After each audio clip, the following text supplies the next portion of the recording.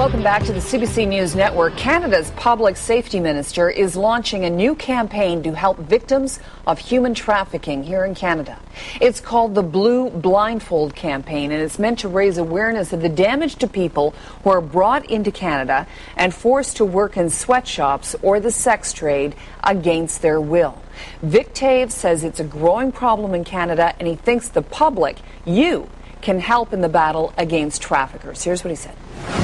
They make their money by confiscating victims' earnings and control them through direct and indirect force so that they do not go to the police, allowing underground economies and other illicit activities to flourish. That is why it's so important that the public be aware that this is happening. They can then help do something about it. And that's why our government is partnering with Crime Stoppers so that together we can raise awareness of human trafficking and educate Canadians on what they can do if they think they know of a victim or someone involved. That's Vic Taves, the public safety minister, talking about the Blue Blindfold campaign. It will be featured newspaper, radio, television ads that show Canadians the suffering caused by human trafficking and ask for your help in reporting people who may be involved in it. Ben Perrin is someone who's been working hard to expose the harsh world of human trafficking in Canada. His new book, called Invisible Chains, Canada's Underground World of Human Trafficking, is a shocking expose. He sheds light on some of these cases, and he joins me now from Vancouver. Benjamin, you describe human trafficking in Canada as our hidden national tragedy. Explain that. Well, part of the reason why human trafficking has been able to flourish in Canada is that it's really operated below the radar of not just the police for many years, but also average Canadians. We have been able, over the last 3 years, through interviews with frontline police officers and victims groups, to document this as an issue that touches on every major region of Canada. We're talking about a 14-year-old girl sold out of a hotel room outside of Toronto, advertised on Craigslist, and sold month after month. Why didn't anyone bother to ask any questions there, right?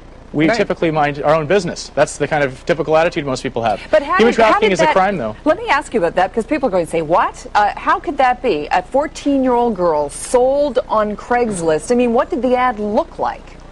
Well, the ad was explicit. The law enforcement officers have copies of the ad.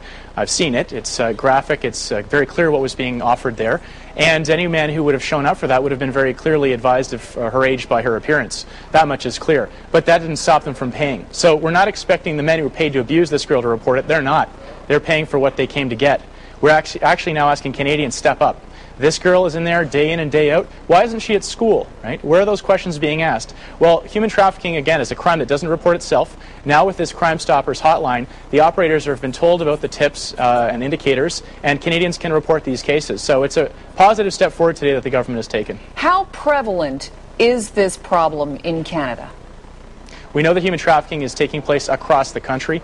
Over the last 3 years, we documented cases from Vancouver and Victoria all the way across to Halifax. It's not only a crime that is of egregious, life-altering devastation to the victims, but it's allowing for criminal organizations to profit lucratively. The same groups that traffic in drugs and weapons, in many instances, traffic in girls. And so the shocker here is it's not just foreigners. We're talking about Canadian girls, underage women, from across the country who are bought and sold like pieces of property, some of them branded with tattoos, the names of their traffickers on their necks. So they can't step forward on their own because they're under the threat of these traffickers who are ruthless criminals. They need average Canadians to get informed and to call Crime Stoppers if they have some suspicions. Well, wait a minute. You say it's not just people from other countries, but it's Canadian girls as well. Presumably, I mean, I can see in some parts of rural Thailand or China or whatever, you wouldn't hear about these missing girls, but presumably in Canada you would hear about missing girls. Well, the real irony here is I started working on this issue in Cambodia, in rural Cambodia, educating parents about the warning signs of traffickers. Now I find myself 10 years later here in Canada, my home country, trying to get the word out with victims groups from across this country. And the warning signs are not clear to most people. How would you know that your daughter had been fallen under the control of a trafficker? Family in Vancouver here didn't know that. She was still living at home with her parents while the trafficker was threatening and blackmailing her to tell them if she ever threatened to go to the police. How do you know? How do someone you who posed know? as a boyfriend. Well, how do you know? It's the same sort of tips that kids learn from a very early age. Parents need to know who their friends are and who they're going out with. That's tougher than it sounds, I know. But some of the warning signs for young children who may become involved in this is that they're not regularly attending school or work.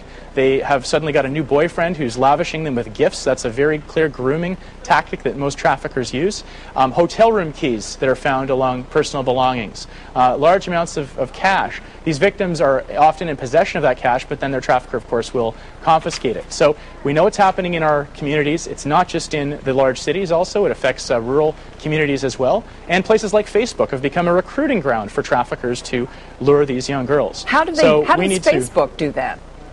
Well, some traffickers have been able to become friends with people on Facebook. We looked at surveys that found how many Canadians under the age of 18 became friends with someone they didn't really know, just someone who asked to be their friend on Facebook, someone with common interests.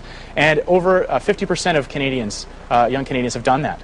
So if you're becoming friends with people, you don't know them in person, become friends with them online, you're playing a risky game. And unfortunately, some convicted traffickers have done that and lured these girls out and then forced them to be sold as sex workers across the country. Benjamin, you make it sound like there are gangs of people out there, and you say the same groups that are responsible for drugs and illegal money and whatnot, that are stalking Canadian girls, foreign girls, so they can sell them into the sex trade. They are, and we name names. Invisible Chains is coming out next month. It's a book that took 3 years for us to document, and we name the names of these street gangs. We've already provided that information to the police agencies, and I have to tell you, it was shocking. I was sitting in interviews with a police officer in Toronto one day, and next week in Calgary, and next week in Vancouver, and the very same names of not just the gangs, but individuals kept coming up, and I had to say to them, are you aware that this person was in Toronto last month selling girls? And in many situations, they weren't, because we lack a national coordinated strategy.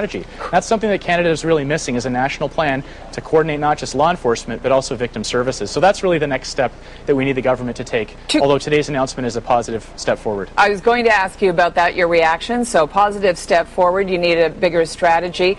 Who are the gangs that are dealing in girls and women? Well, many of these are not household names. They're local gangs which start in typically in a very crime-ridden, poor areas of major cities, and then begin to develop an expertise in selling women. Many of these people make more money selling girls than they do drugs. RCMP officers have told me that when they've gone undercover posing as gang members trying to do drug buys, they've been told by these traffickers, if you want to make real money, start trading in women and we can sell these women to you. And police officers in Canada have bought women, literally. So this is a problem which is flourishing below the radar, and unfortunately, most Canadians are, unfortunately like I was, very naive and didn't believe it could happen here, but it is. All right, we'll have to leave it there. Benjamin Perrin, the author of Invisible Chains, Canada's Underground World of Human Trafficking, talking to me from Vancouver. Thank you. Very informative. Thank you. Thank you. If you'd like some more information on his book or human trafficking, he's just launched a new website, www.endmodernDaySlavery.ca.